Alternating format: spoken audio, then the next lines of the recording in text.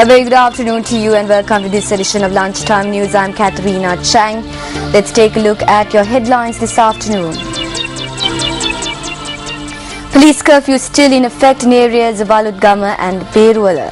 The Australian government issues a travel advisory to its citizens in the wake of the recent unrest in Sri Lanka. An individual arrested for possessing 20 kilograms of egarwood worth over 20 million rupees.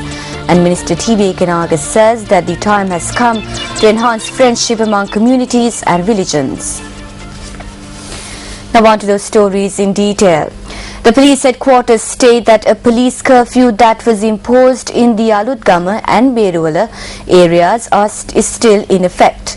The police curfew was lifted for a period of 4 hours which started from 8 a.m. up until noon today. Furthermore, police media spokesperson SS Vyajit Rohana requests the public to adhere to the police curfew. The curfew, which was lifted for a period of 4 hours since 8 this morning, has been imposed once again. We request all parties to adhere to the police curfew. So far, we arrested and have imprisoned around 10 people who violated the curfew period and who were found instigating violent acts. We request the public once again to refrain from engaging in such conduct. Furthermore, we have deployed 3 police teams to conduct further investigations into the matter.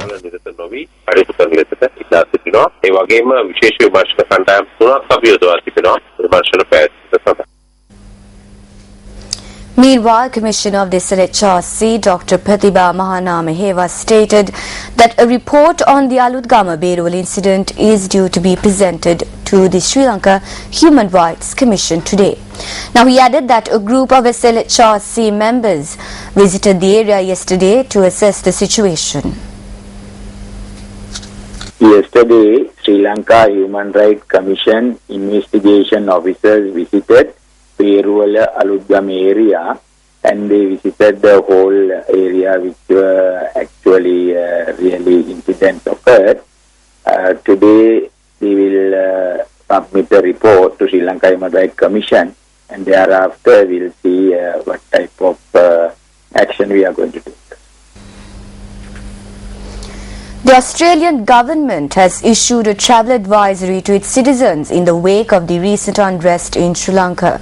Australia have given a level 2 warning which asks citizens to quote-unquote exercise a high degree of caution when in Sri Lanka. A level 3 warning would be to reconsider travel and level 4 would be to not travel. Australia also suggests avoiding public demonstrations and large public gatherings as they, quote, may turn violent.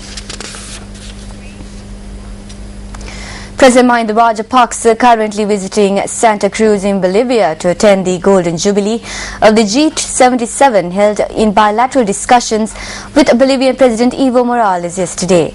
During the discussion, President Morales expressed his willingness to work closely with Sri Lanka, while stating that his visit to Bolivia is a new beginning in diplomatic, economic and trade relations with South American nations. President Rajapaksa said establishing relationships with new nations is a part of the government's policy. President Morales inquired about Sri Lanka's political, economic, industrial, export and import sectors and showed particular interest in Sri Lanka's apparel sector. President Morales also accepted President Rajapaksa's invitation to visit Sri Lanka. Now, following the conclusion of bilateral talks, President Morales hosted a ceremony with military honours for President Rajapaksa at the Presidential Palace.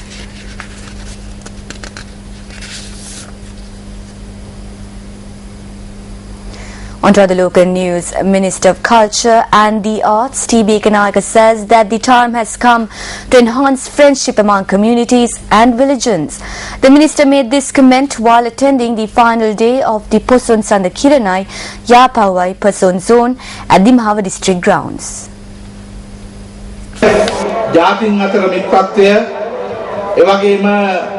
This is an era where all of us need to join hands to further enhance the friendship amongst communities and religions. Therefore, we need to cast aside the collisions that are created by activities by certain persons. At a time, we are united as a nation and building friendship among communities. We need to use the message of all religions for the benefit of the people, be it Sinhalese, Muslims, Buddhists, Islam or Christian, without breaking that united bridge. That needs to be our aim. That is also the government's aim.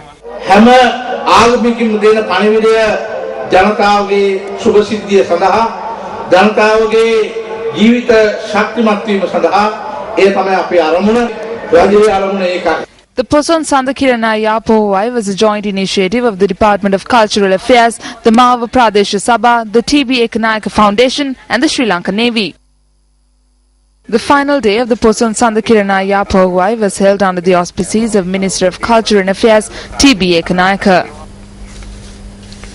Chief Minister of Northwestern Province Sri Rajapaksa says that the people need to opposite the international investigation against Sri Lanka devoid of colour or party. The Chief Minister of the Northwestern Province made this comment while declaring open electricity project in Panduwasnuvara yesterday.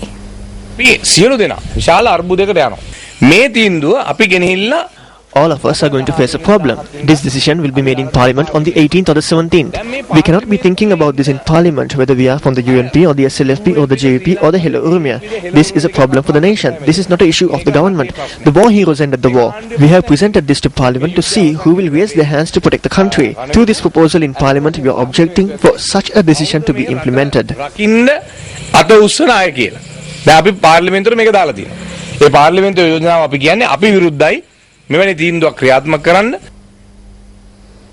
Cigarettes worth 30 million rupees received at the Central Postal Exchange has been seized by the Customs. The raid was confirmed by the media spokesperson of the Customs, Leslie Gamni.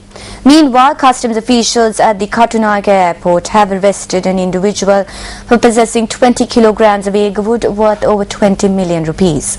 Customs spokesperson and Director, Legal Affairs, Leslie Gamni said that the suspect was arrested at the departure terminal at 4:35 this morning. The suspect is a 34-year-old from Colombo and had attempted to carry the stock of eggwood to Dubai.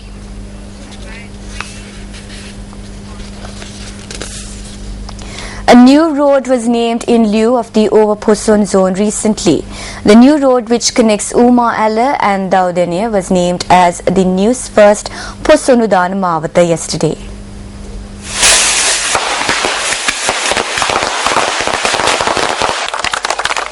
The Overposon zone was centered around the areas of Over Paranagama and the historical Sri Sudarshanarama Viharaya in Uma Alla. The road, which falls opposite the temple, was declared open by the Minister of Health for the Uva province, A.M. Buddhika. A large group, including Mahasangha, were present for this occasion.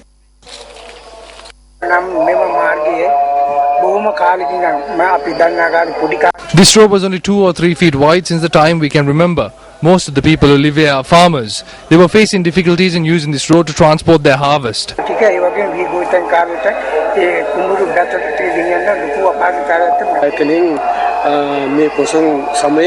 The construction of the road that connects Uma Alla and Dauldena during the Poson season is a pleasing note to the farmers. We are very grateful to the Sirasa Media Network.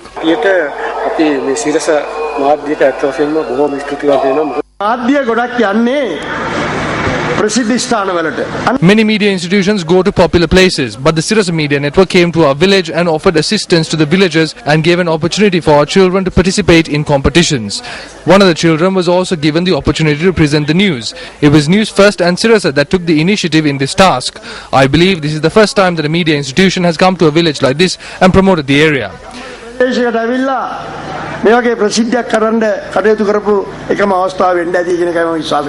Meanwhile, awards were presented to the winners of the lantern competition, which was held at the Overposon zone. Minister of Mine Export Crop Promotion, Reginald Kure, says that discussions are taking place to initiate an authority that will balance the losses incurred by the consumers and manufacturers. He made that statement at an event held in Kandy yesterday. A religious ceremony organized by the Ministry of Mine Exports Crop Promotion was held at the Temple of the Sacred Truth Relic in Kandy yesterday. A procession of offerings of spices to be presented to the Temple of the Sacred Truth Relic commenced from the frontispiece of the temple. A stock of spices obtained from the barks of trees were presented to the Koral of the kitchen in the sacred temple. අපේ කෘෂිකර්මෙත් විවිධාංගීකරණයක් අවශ්‍යයි. ලෝකේ ඉහළම මිලක් අපිට ලැබෙනවා. අමුද්‍රව්‍ය වශයෙන් නිර්යාත කරන දේවල් There needs to be diversity in the agricultural sector. We will benefit from better prices in the world market. We are hoping to enter the international market by giving added value to raw material and produce ready-made goods. If we value the world markets to operate as they please, the burden will have to be borne by the producers and the consumers. We are holding discussions to create an authority to balance the losses incurred by consumers and manufacturers. හානියත් ඒ වගේම නිෂ්පාදකයන්ට වෙන හානියත් තුලනය කිරීමේ යම්කිසි ක්‍රමවේදයක් පවත්වාගෙන යාමට අධිකාරියක් ආරම්භ කළ යුතුයි කියන අදහස අපි දැන් සාකච්ඡා කරමින් ඉන්නවා. And on that note, we wrap up this session of Lunchtime News. It was an absolute pleasure having you with us. For the Newsfirst team, I'm Katharina Chang. Have a lovely day ahead.